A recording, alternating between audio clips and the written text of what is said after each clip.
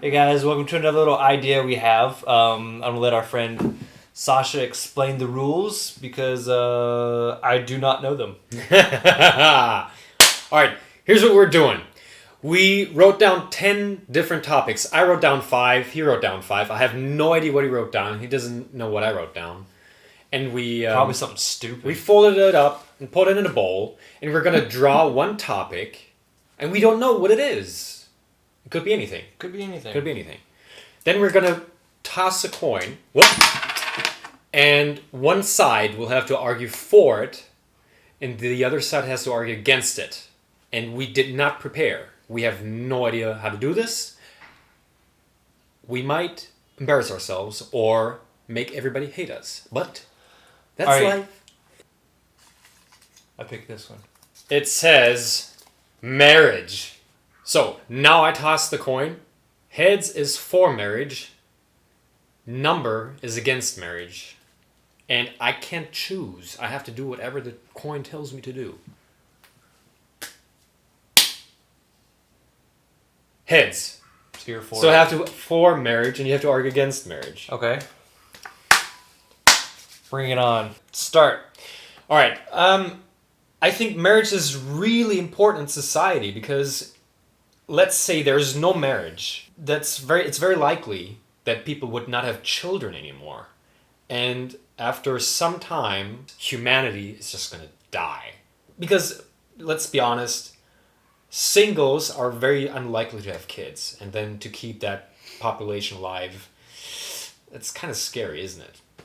Well, I think we're all animals. A lot of people forget that. So whether or not we're married, we're still gonna have sex and Uh-huh. and I mean you see it in society already. People who aren't married and they still know how to have sex and they still have children. So we're gonna be able to have offspring whether or not. I would say it's more based on culture. To me, a wedding would be it's a contract. It's a contract from like a day old time where people would be like, hey, you got something we want, we got something you want. Let's marry our children together. We'll become a stronger nation, a stronger family. Work off of each other, and that contract right there is what binds you two together. So I mean, contracts aside, I think for like us small people, I think it's not even necessary to get married. There's no point in marriage unless you just want to secure your finances and stuff, or if your parents just told you marriage is the way to go. Well, on the other hand, if you get married, you have a lot of benefits. Maybe in some countries you pay less taxes, or maybe if your significant other gets sick, you're allowed to maybe go to the hospital, and unlike maybe only friends do. And also securing finances, I think, is an important thing. You talk about it like it doesn't matter, but you want to be able to pass on your belongings to maybe your significant other or your kids. And if you're not married, there might be a lot of legal difficulties to do that. Like okay, a lot of people in the States, they get benefits for not being married, for being a single parent.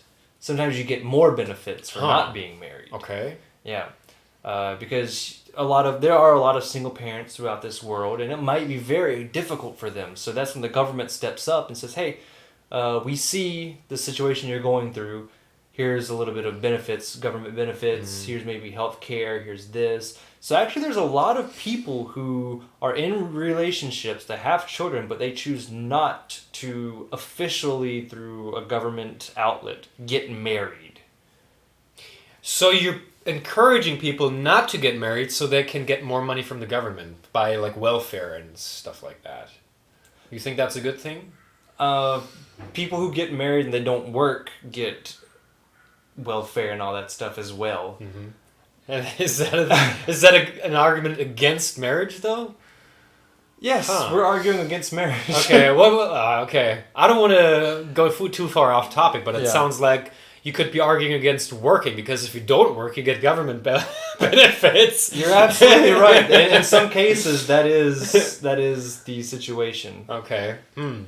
If you're not capable of working, for example, if you have to take care of all these kids by yourself, then yes, you would get these benefits. Some people are going to mooch off the system and say, "Oh no, I'm not married. I'm a single parent," but still have their significant other living with them at the same time. It's only in modern society that we think we have to get married. We see it all in movies. We see it all on TV. Our parents did it. Our grandparents did it. We think that's the thing we have to do. That's a part in our life. But it's actually, if you look back on it, as again, us just being animals, you have lovebirds. Lovebirds' DNA, they know for a fact, like, okay, I have this one partner and we're going to be together forever. And there's something in their DNA that says that. Mm-hmm. They're not saying, like, oh, I might get divorced to my bird partner someday. Mm-hmm. I don't know. We'll see how it goes. There's no divorce for them. That's like... Okay. To them, that's like, I need that person. But in humans, that's why we have so much divorce. If we were supposed to get married, we wouldn't necessarily have divorce. I got a question, though. Let's say you find a partner that you know for a fact you won't get divorced with because you just love each other, you're perfect for another. Would you then still be against marriage? Or are you only against marriage because you think at some point we're going to break up anyway? I think it's case by case whether or not we're going to break up or anything. But if I knew in my body, through my DNA as a part of nature, that I found this person and I would know for a fact that I'm going to be with this person, then I don't think we would even have marriage, this concept.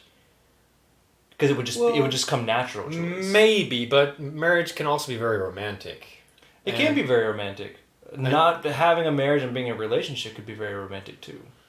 Wouldn't you like to make the family bigger by bringing her family and her parents in and having large family gatherings, and people enjoy the bond that people get through marriage that they otherwise might not have if they're only girlfriend and boyfriend? Then you have the other side of that, and people are like, I hate my mother-in-law, I hate my father-in-law, I hate my brother-in-law, sister-in-law. Some people aren't even that close to their family. But I think that doesn't really say anything negative about marriage. It only tells you that people get married to the wrong people. It doesn't make marriage itself better. Right. But if we're getting married to the wrong people, we're getting married to the wrong people. So why get married? If you could say, hey, we're going to have this kid and I'm going to be in a very strong relationship with this person. We're going to have a family together. Mm-hmm. Why do you have to go around and sign that paper to say, he is mine, she is mine? For me, that feels insecure in a way. On the other hand, marriage gives you a lot of security because... Right. But isn't that a good thing that you have more security when you're married? Well, it gives you security because you're insecure. But it does give you financial security, or let's say you want to move to a country that you're not a native of, and your partner is from that country. You marry and you can stay there. You don't have to worry about a visa or something like that. And then marriage can be a very good thing if it's international love, international marriage. Yeah. So then you go back to the concept that this is just it's a contract. It's on a piece of paper. It's something saying, I can do a lot more stuff now because I'm married. It doesn't necessarily have to do with, is it a good idea to get married? Do we have to get married? Mm-hmm. Ideally, you would have the partner that is right for you, and then marriage makes a lot of things easier. Maybe if governments were not involved in anything and we had anarchy, then marriage wouldn't make much sense. But in the world we live in nowadays, marriage is still the best option for a regulated, stable life that benefits most people. Okay, well, I mean, if we break down all the barriers of family, my family is my family, your family is your family. Don't come near me. We take care of our kids, you take care of your kids.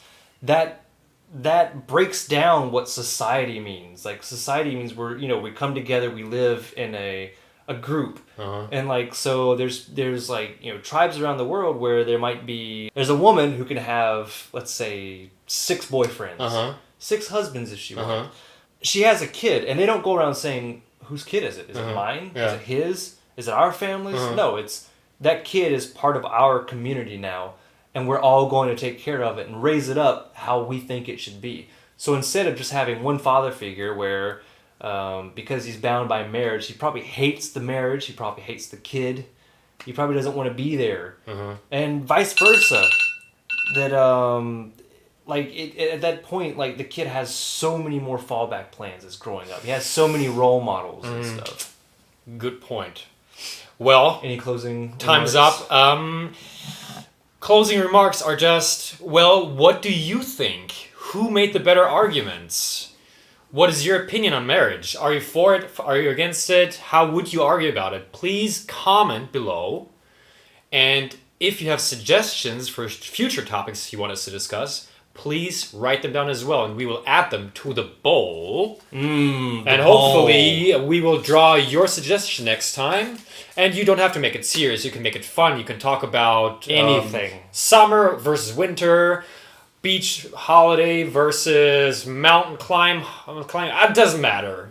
Just whatever you want us to debate, write it down, like, subscribe, share it with your friends, and see you next time.